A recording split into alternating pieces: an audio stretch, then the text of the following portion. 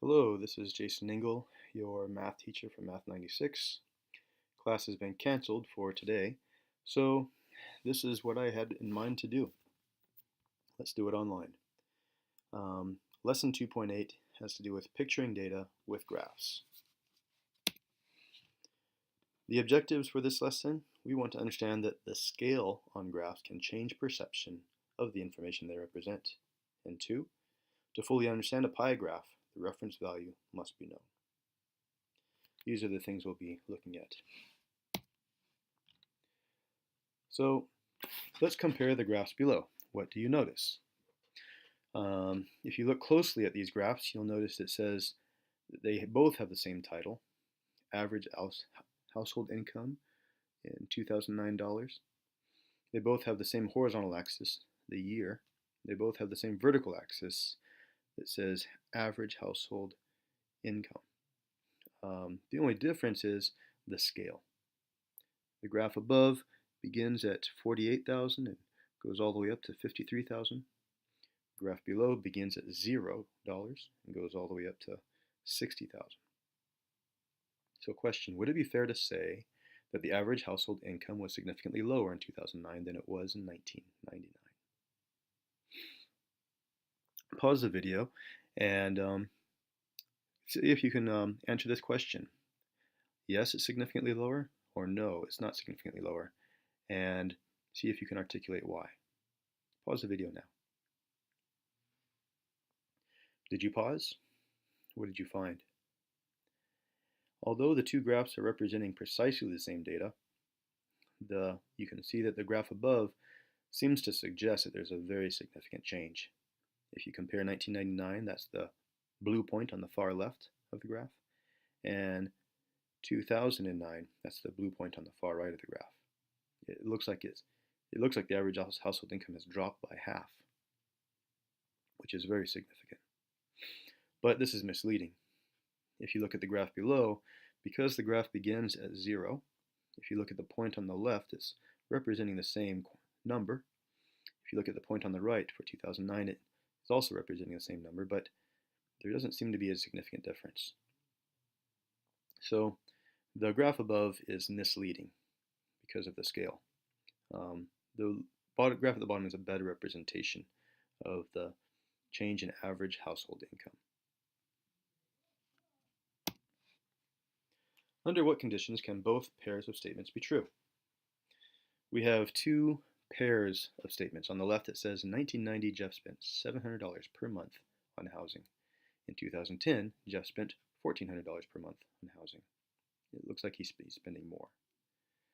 On the right it says in 1990 Jeff spent 20% of his income on housing, and in 2010 Jeff spent 10% of his income on housing.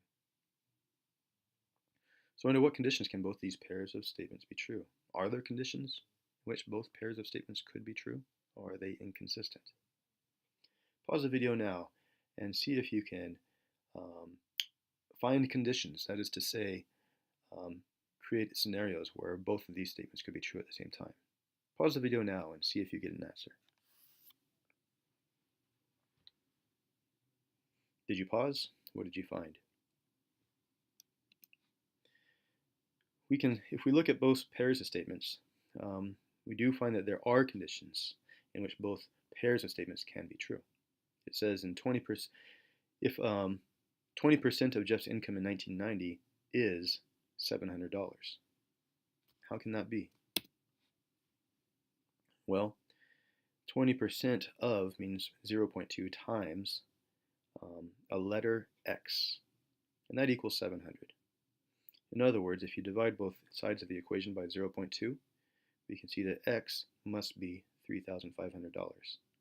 If Jeff's income in 1990 was $3,500 and he spent $700 of it on housing, then that would be 20% of his income. Likewise, you can see that 10% of Jeff's income in 1990 is $1,400, and by that same logic, we can deduce that Jeff's income must have been $14,000 If his income is $14,000, then $1,400 spent on housing would be 10% of his income. So let's apply the same reasoning to the following statement about the national debt. The 2010 national debt is way out of hand and has never been higher. Could this be true? Could this be false? Let's see. Take a moment to ponder these two graphs and see if we can find answers to these three questions. Notice that the first graph says it's a U.S. national debt in trillions of dollars. So that along the horizontal axis we see the year, the vertical axis we see trillions of dollars, and the height of each bar represents the trillions of dollars of a national debt each year. The lower graph is different. It shows percentages instead of actual numbers. U.S. national debt as a percentage of GDP. Same years, but the vertical axis is in percent instead of dollars. And the information seems to be quite different. So see if you can answer these three questions. What was the national debt in 2010? What percent of the GDP was the national debt in 2010? And is it true or false that the national debt has never been higher and is way out of hand? Pause the video now and see if you can commit to three answers for each of these three questions. Did you pause? What did you find? If you look at the first graph, what was the national debt in 2010, we can see that the height of the blue bar on the far right is just a hair under 14. And since the gap, the next lowest unit is at 12, then it must be about $13.5 trillion. That was the national debt in 2010. The second question is answered with the second graph. What percent of the GDP was national debt in 2010? Looking again at the year 2010, that bar is just a hair above 60. I'm estimating it to be about 62%. So the U.S. national debt was 62% of the GDP in 2010. So is it true or false that the national debt has never been higher and is way out of hand? It's true. Looking at the first graph, it has never been higher. But it's no more out of hand than it has been historically. I suppose your politics might be answering the question as to whether that's out of hand or not. But as a percentage of GDP, it seems that the U.S. national debt is pretty much middle of the road compared to what it has been historically. Here's a different question. It says, or rather a different statement. It says the number of non-Hispanics in the United States is expected to decline between 2010 and 2050. Based on the graphs below, do you think this statement is true or false? Observe that one of these pie charts is describing 2010, and the other is describing 2050, which is obviously a projection into the future. In the 2010 chart, it shows that the percentage of non-Hispanics is 84%, was 84%, and in the 2050 it's expected to be 70%. So, true or false, the number of non-Hispanics in the United States is expected to decline between 2010 and 2050. Pause the video now and see if you can come up with an answer and explain why. Did you pause? What did you find? Before we answer that question, let's put some numbers to it. The U.S. population in 2010 was around 310 million. In 2050, the U.S. population is expected to be around 439 million. Find the number of Hispanics and non-Hispanic Americans at each time. Let's see.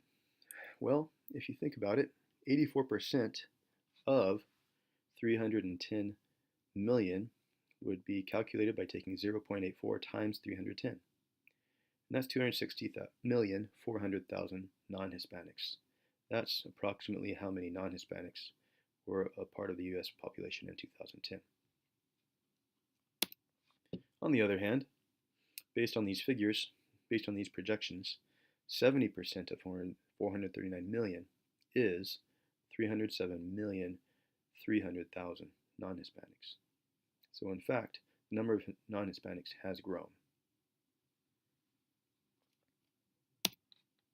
Does this confirm or contradict your prediction? Well, it really depends. If you are thinking in terms of raw numbers, actual numbers of people, in that case, we can see that the number of non-Hispanics is actually expected to grow. But if you're thinking in terms of percentages, then the chart has all the information you need. It's clearly dropping from 84% to 70%. But nonetheless, literally speaking, if we, as the question was stated, do we expect the numbers to decrease? And the answer is no. We're expecting it to grow from 260 million non-Hispanics to 307 million.